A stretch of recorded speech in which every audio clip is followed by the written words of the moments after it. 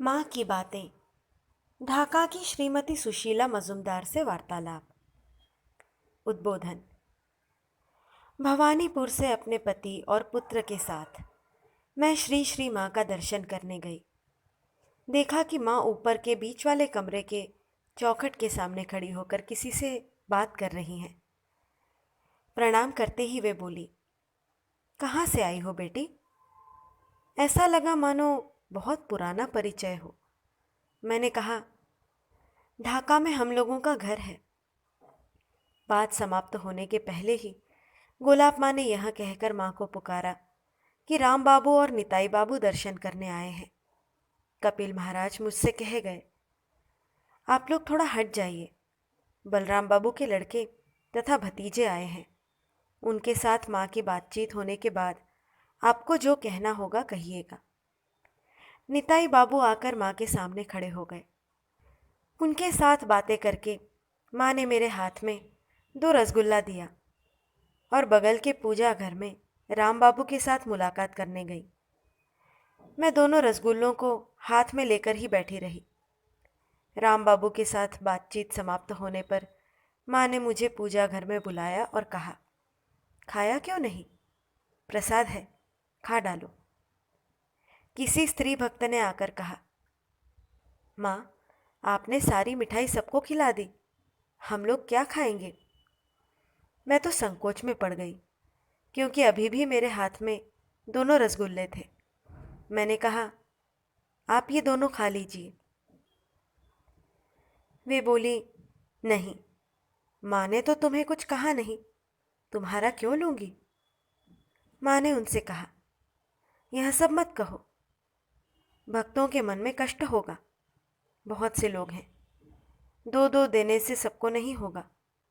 आहा, ये लोग 7 समुद्र और 13 नदी पार करके आए हैं।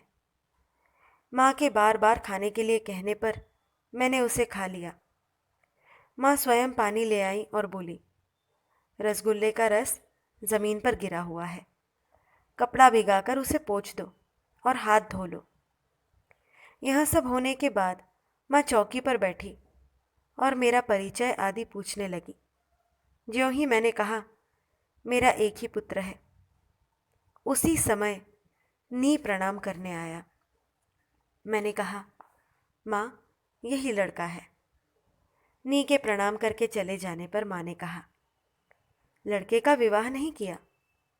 मैं, विवाह नहीं हुआ है। माँ, एक ही लड़का है, फिर भी विवाह नहीं किया? मैं, वह विवाह करना नहीं चाहता। माँ, आहा, लड़कों की आजकल यही एक रट है।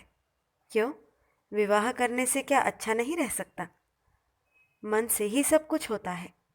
क्या ठाकुर ने मुझसे शादी नहीं की? लड़के ने दीक्षा ली है? मैं, हाँ, वह आपका ही तो लड़का है। माँ, हाँ, पर शादी क्यों नहीं करेगा? अच्छा, मैं कह दूंगी। लोग दुख कष्ट उठाना नहीं चाहते। दुख कष्ट पाकर भी जो ठाकुर को पकड़े रहेंगे वे निश्चय ही ठाकुर को पाएंगे। तुम्हारी क्या इच्छा है, यह तो बोलो। मैं, माँ, उसका किससे मंगल होगा, यह तो मैं नहीं समझ पा रही हूँ। आप तो उसका मंगल अमंगल सब जानती हैं, इसलिए आप जो कहेंगी वही होगा। मेरी दूसरी कोई राय नहीं है। माँ, देखो, जिनका अत्यंत ऊंचा आधार होता है वे ही साधु होकर सभी बंधनों से मुक्त हो जाते हैं, और फिर कुछ लोग संसार सुख भोगने के लिए जन्म लेते हैं। मैं कहती हूँ, हमेशा के लिए भोग कट जाना ही अच्छा है। ठाकुर के पार्षदों की बात अलग है। मैं, माँ, वह तो आपका ही लड़का है, आपके हाथों में ही उसके मंगल अमंगल का भार है। आप जैसा करना चाहे वही करिएगा। माँ, मैं कहती हूँ कि वह शादी करे, उसका सब भोग हमेशा के लिए समाप्त हो जाए, नहीं तो फिर कब भोग की कामना आ जुटे कहा नहीं जा सकता। पर यह निश्चित जानना कि जब ठाकुर ने उसे पकड़ा है तो फिर उसका पतन कभी भी नहीं होगा। तुम निश्चिंतता से पड़ी रहो। ठाकुर का दिया सिद्ध मंत्र उसे दिया है, उसका क्या कभी अमंगल हो सकता है? फिर बोली, यहाँ प्रसाद पाओगी तो? मेरे हाँ कहने पर माँ भंडारी को कहकर लौट आई। माँ, तुमने किससे दीक्षा ली है? ठाकुर का नाम किससे सुना है? मैं, देवभोग में नाग महाशय के पास हम लोग जाते थे और वहीं उनसे ठाकुर का महात्म्य सुना था। उनका भाव देखकर मन में सब समय ठाकुर और आपको देखने की बहुत इच्छा होती। ठाकुर के श्री चरणों के दर्शन का सौभाग्य तो नहीं मिला, पर आपकी कृपा से आपके चरणों का दर्शन हुआ तथा ठाकुर को देखने की मेरी आकांक्षा पूरी हो गई। दीक्षा प्रत्यक्ष में नहीं हुई है। माँ, स्वप्न में पाया है? मैं, हाँ माँ, स्वप्न में आपका दर्शन प्राप्त किया है तथा दीक्षा भी पाई है।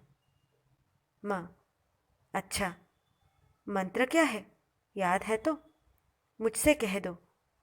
मेरे बीज मंत्र बताते ही माँ ने कहा, हाँ, यही तुम्हारा अभीष्ट है।